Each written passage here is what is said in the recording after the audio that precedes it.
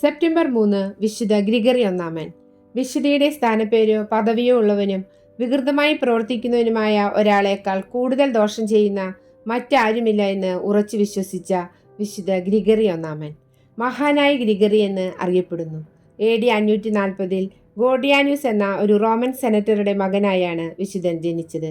അതേസമയം മാതാവ് സിൽവിയ വളരെ ഭക്തിയുള്ളവളായിരുന്നു. സമ്പന്നതയുടെ ഉച്ചിയിലായിരുന്നിട്ടും വിശുദ്ധിയുടെയും സന്യാസത്തിൻ്റെയും ജീവിതം വിശുദ്ധൻ കൂടുതൽ ഇഷ്ടപ്പെട്ടു.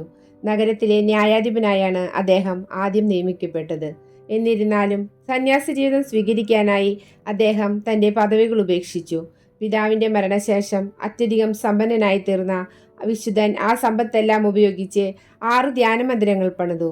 സ്വന്തം കൊട്ടാരം വിശുദ്ധ അന്ത്രയോസിൻ്റെ പേരിൽ ഒരു സന്യാസാശ്രമമാക്കി മാറ്റി.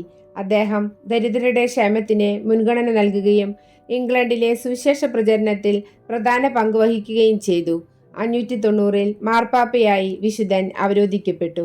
അധികാരം സ്വീകരിക്കാൻ ഇഷ്ടപ്പെടാതെ വിശുദ്ധൻ ഒളിച്ചോടാൻ ശ്രമിച്ചെന്നും അദ്ദേഹത്തെ പിടികൂടി പത്രോസിന്റെ ബസ്നിക്ക് കൊണ്ടുപോയി അധികാരം ഏൽപ്പിക്കുകയാണുണ്ടായതെന്നും ഒരു കഥയുണ്ട്.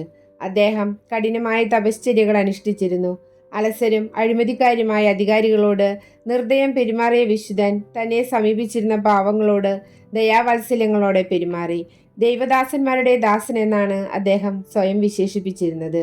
വിശുദ്ധൻ ഇംഗ്ലണ്ടിന്റെ അപ്പസ്തോലൻ എന്നറിയപ്പെടുന്നു.